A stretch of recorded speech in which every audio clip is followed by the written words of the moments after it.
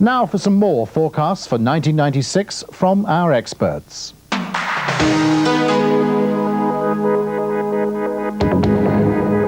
I think that there are several issues which are almost bound to be on the agenda, whatever happens and whoever is in office in France.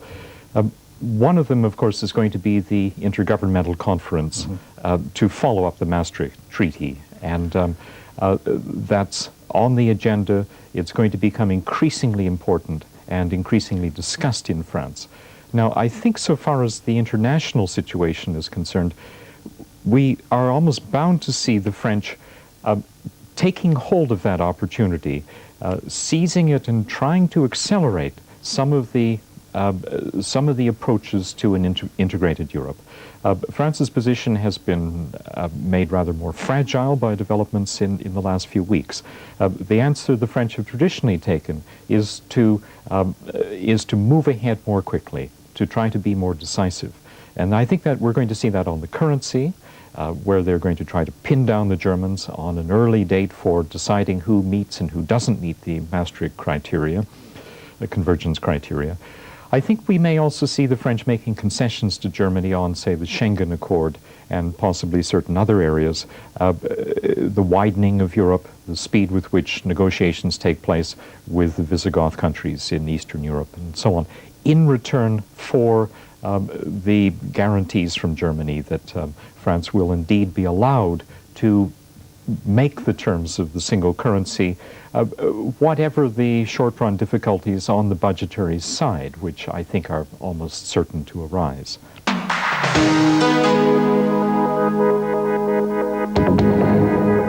1996, as you know, is when the Intergovernmental Conference reconvenes. They are to look over the Maastricht Treaty, review what's happened since, and decide on the future. And first of all, it isn't entirely clear that they will actually finish their deliberations during the year. But if they do, in fact, whenever they do, the likelihood is that they will reconfirm the agreement they reached at Cannes. 1999 is the target date. Although, if they do this, if they don't agree until 97, then there may even be a postponement. But they will not dare to do anything else, change anything significant of any significance. They will most certainly not include formally a German stability pact or further demands for convergence, because doing that means renegotiating the Maastricht Treaty, or at least getting everyone to agree that this is correct interpretation thereof. That opens up a can of worms, and there is no way they want to do this. It's bad enough as it is. They want things to proceed smoothly. They'll be disappointed, but they're doing their best.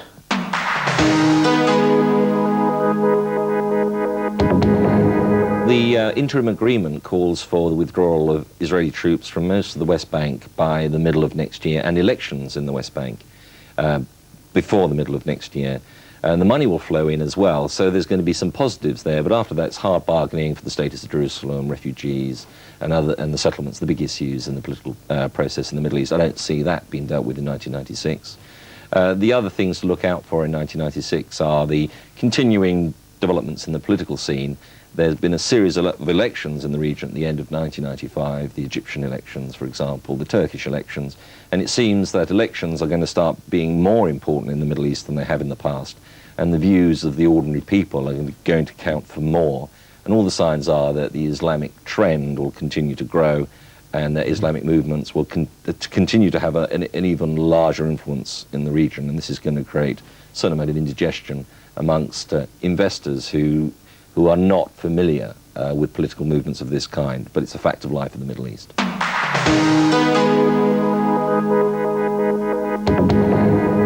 Well, the whole run-up to monetary union will continue to be a dominant theme in Europe. Who will make the call of the starting date of 1999? Will 1999 in fact be the starting date? The debates about the stability pacts, and probably more importantly, coming more to the fore, the relationship between those countries, if there is a core, and those within the European community who are outside this monetary core. What's their exchange rate relationship? Will there be an ERM type system? Will there be something that prevents them devaluing in order to gain competitive advantage, like Sweden, like the UK, like Italy have done in the past? What will be the MI's role? How will it intervene to support the new European currency? when and if the European Central Bank is set up. So all these themes, I think, continue to be driving the European exchanges and the European markets in general. Underneath all this, will monetary union actually happen? And perhaps a lot of that will rest with France. Without France, then, and without France and Germany, one should say, there'll be no monetary union. With just Germany, you have a demarked bloc. It's a different kettle of fish altogether. And also in the background will be what seems to be the recovery in Japan, that fears about the lurking time bomb of Japan seem to have receded, and perhaps the Japanese economy is recovering, and that will have a major impact. Yes, I think most see, including the OECD, a slight recovery in Japan next year. Nothing to write home about, no great shakes, but at least the worst may be over. It may have been starting to turn the corner. The worry for that then feeds through to the US, because this pumping out we've seen of Japanese liquidity over the past year has really been what's been feeding the US bond markets, the US Treasury markets. If Japan starts to recover, then does this impact onto the US Treasury market? You find a drawdown of liquidity there, and Treasuries come off their lows.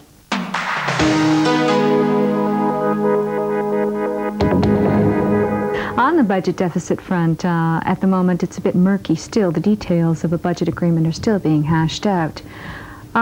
It is difficult to know in the long run how this will pan out, but both sides do have quite a bit of incentive to get something done, and the ultimate agreement should be along the lines of a fairly steady reduction in the budget deficit over the next several years, perhaps not reaching zero, but you know, you can never forecast these things precisely. But definitely some improvement. However, the improvement is likely to come in the out years. So rather than in 1996 and 1997, we're not expecting a lot of structural tightening in those years, but rather more in the out years. And depending on the size of the tax cut, you could even get a little bit of stimulus in 96 and 97. And on the trade front? On the trade front, we're not looking for a lot of improvement. The trade deficit itself should continue to narrow gradually from this year's levels, but the current account deficit we forecast to continue to be fairly high over the next 2 years, and that will keep the dollar from any great appreciation.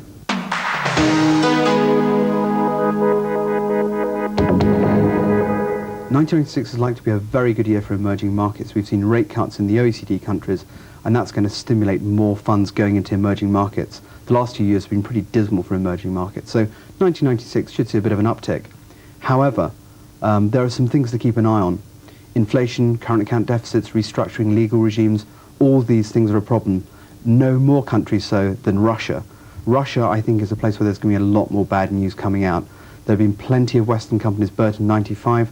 There'll be plenty more in 96. I think we should keep our eye very closely on Russia, and I think there's a lot of wariness. As for the Central Europeans, it should be very interesting.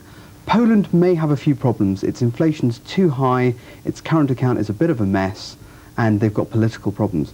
The Czech Republic should start getting more funds coming in. Hungary may just about survive the High Wire Act. As for Romania and Bulgaria, they're just going to lag even further behind. So there's going to be an even bigger gulf in Central Europe. And I think what we'll see is the Central Europeans basically giving up on the idea that they can somehow cohere as a bloc, somehow they can negotiate together with the EU, and they're going to actually accentuate their differences. They know that actually it would make sense to come together, but they realise that it just won't work. So we'll see more differences. I think you'll see Slovakia lagging behind a little bit as well. That's a country which should get more foreign investment, but just won't. Again, the politics get in the way. Interestingly, there could be some big things happening in the Baltics. Those economies are very vulnerable and quite small. They've done quite well recently, but we are yet to be convinced that they can really bring down their inflation and keep growth up.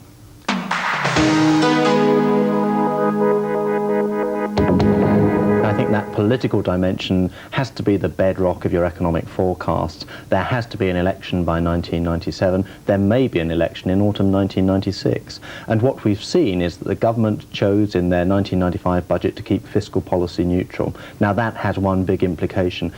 They're so far behind in the polls that they're going to have to cut interest rates to improve their political rating. On that basis, if interest rates come down, we're going to see growth come up again.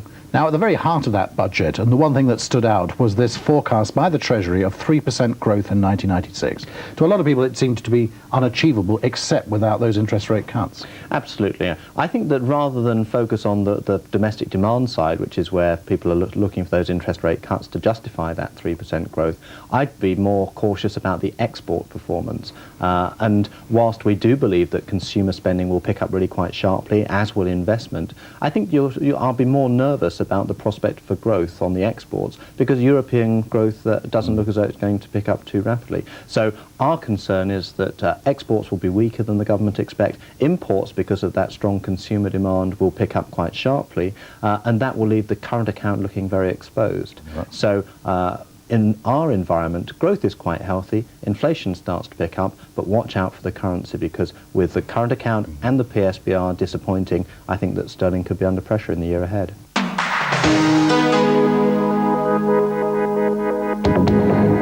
In my mind, there's going to be three trends to watch for in 96.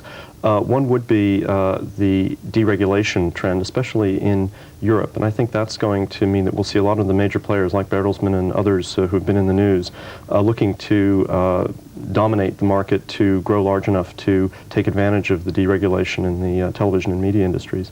But I think a second trend which we'll see will be the expansion of the U.S. giants into Europe and perhaps into other parts of the world. Now that they've merged in the States, I think they'll be looking to take advantage of those same markets in Europe. So there'll also be a lot of competition, perhaps, between the American moguls and the European ones.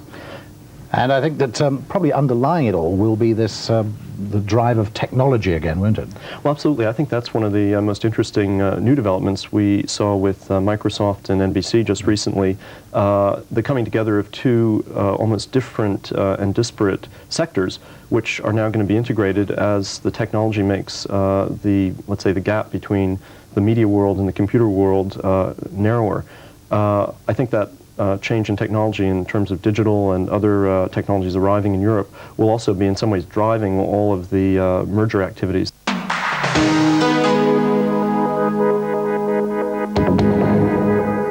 Well, that's how our expert guests see the future.